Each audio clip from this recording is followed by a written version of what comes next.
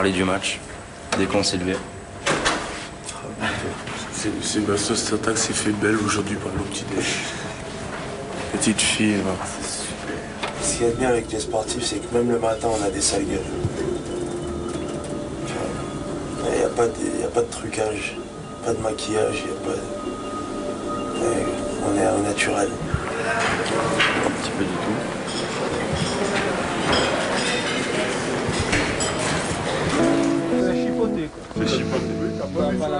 Sous le soleil de la mer Adriatique, au matin de la demi-finale, ils sont tous là sauf un.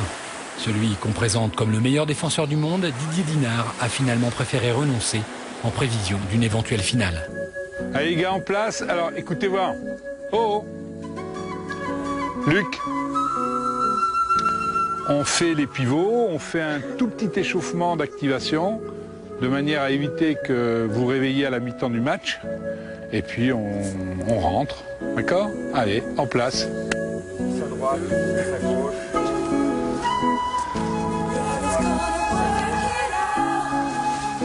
Course lente, montée dynamique et talon-fesses dynamique.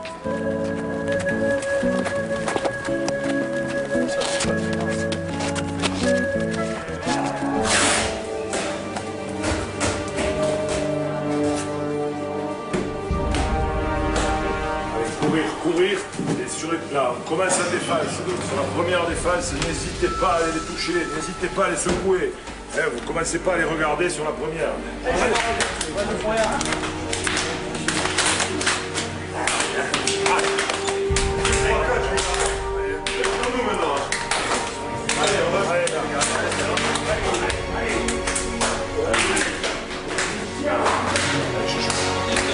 Et Jérôme Fernandez du poste d'arrière droit, premier but pour l'équipe de France. Ouais, ça c'est parfait.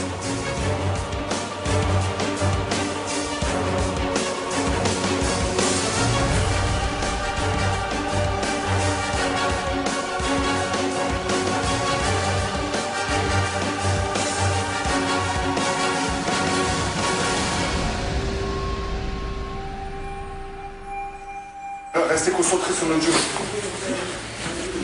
Ils sont sous pression, on le sait, c'est une équipe fragile.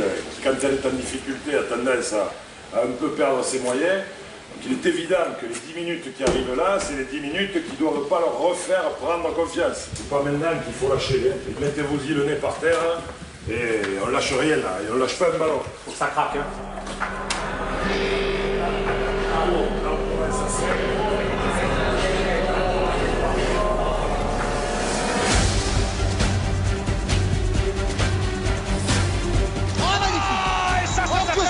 Ça s'appelle une roucoulette. Oh, qu'elle est jolie celle-ci.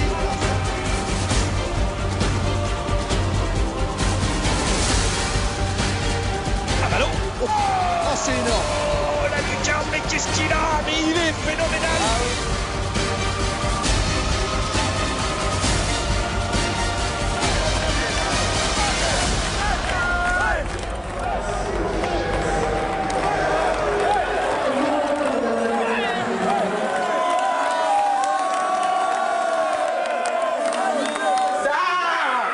bon. 8 ans qu'on l'attendait, cette putain de finale de mondial.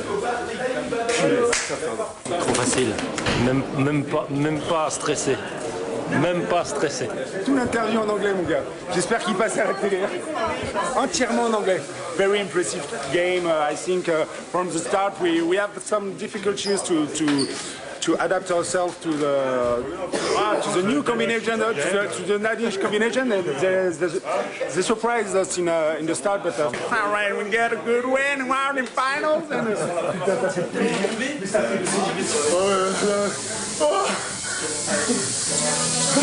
6 ans, putain, mon gars. 2003, 2005, 2007, allez, tu joues pas la finale, allez, tu joues pas la finale, 2 fois d'un but, 2 fois les Allemands. Et ils sont où les Allemands? Ouais. Encore, ouais. Là. Ah mais attends, c'est là. Ça va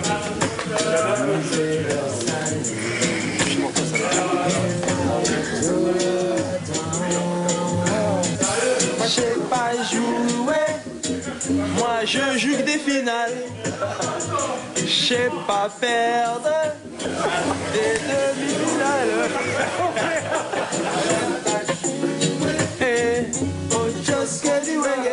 prendre les bassines pour Zagreb.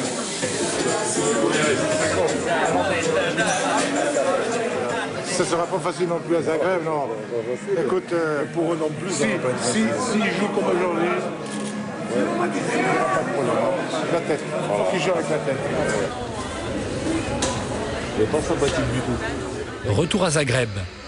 Dans le hall de l'aéroport encore ouvert pour les vainqueurs du jour, les Français découvrent le nom de leur adversaire à la télévision. Ce sont les Croates qu'ils croisent une dernière fois à l'hôtel avant le jour J.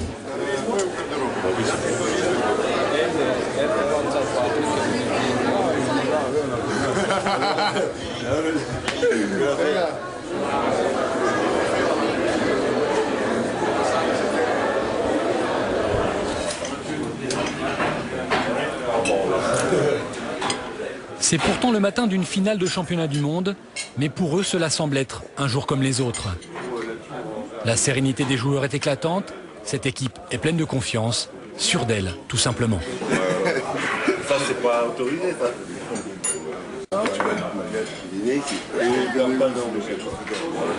Bon, il est 9h, hein. Là, on a qui les banques et tout ça. Enron.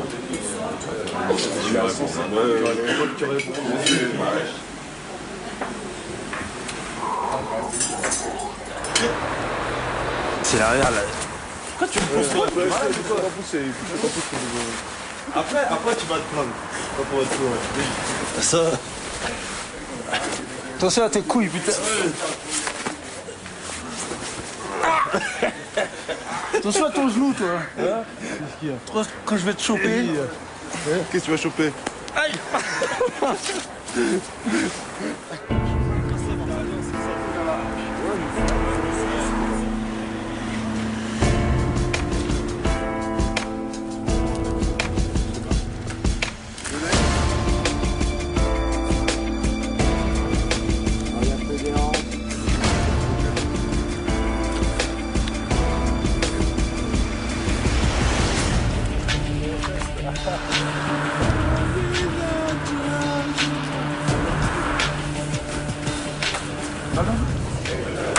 On est sensiblement sur le même nombre de buts marqués globalement sur l'ensemble des matchs.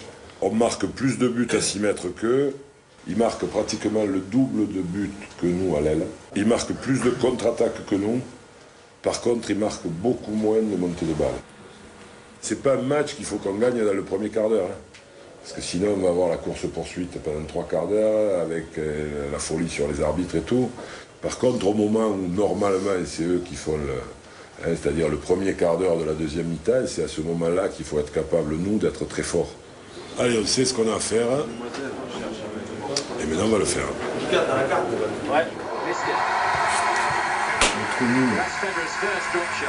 nul. La fédérale, il n'est pas inspiré du tout. Hein. Chaque fois qu'il est en difficulté, il arrive à mettre un ice. Oh, monsieur Ballot, on voit plus les pouvoirs qui me sont conférés. On joue en bleu là? On joue en blanc. C'est pas vrai, on joue en blanc. Allez les bleus, allez en blanc. C'est là, Ballot. Ouais, il colle sur le truc, c'est bon. Permisso. Ouais. T'as pas joué le dernier match, donc ton maillot, je l'ai dans le short, je l'ai pas, il est dans l'autre sac. Ouais, je l'ai tout à l'heure. Ok. Ah, il dormait, merde. Non, moi non. Bon. Mes petites se reposent.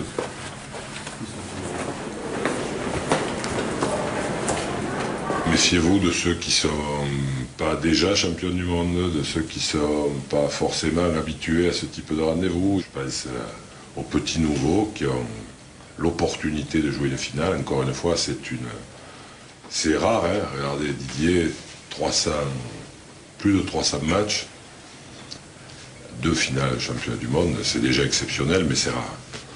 Donc, nous, on doit être froid, déterminé, très solidaire, très resserré, très ensemble. Dès qu'il y en a un qui rate dans ce brouhaha, il ne faut pas le laisser s'isoler.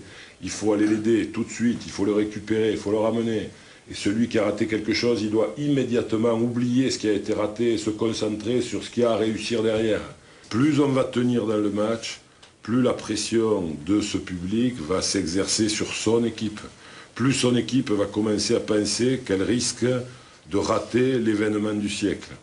plus elle va commencer à penser qu'elle est en train peut-être de décevoir un peuple entier. C'est là qu'il faut les amener. Et c'est à ce moment-là qu'on doit devenir froid et des tueurs, je dirais, sans âme. Depuis le début de la compétition, on voit des équipes qui se couchent contre nous. Toutes les équipes qu'on a jouées, à un moment donné, elles ont abandonné, elles ont déposé les armes, elles ont attendu que le match se termine. Pourquoi? Parce que cette équipe, elle dégage tellement de puissance, tellement de force, tellement de variété, tellement de talent que les gens, ils espèrent jouer contre nous, ils espèrent nous battre. Et à un moment donné, ils se disent, il y a une possibilité, on va la saisir. Sauf que dès qu'ils sentent que les choses prennent normalement le pas, au fond d'eux, ils n'y croient pas vraiment. Et je crois que l'image des Danois qui baissent les bras au bout d'un quart d'heure était suffisamment nouvelle pour que aujourd'hui les autres nous voient comme une grande équipe qui domine le monde. Merci d'avoir tout fait pour être là.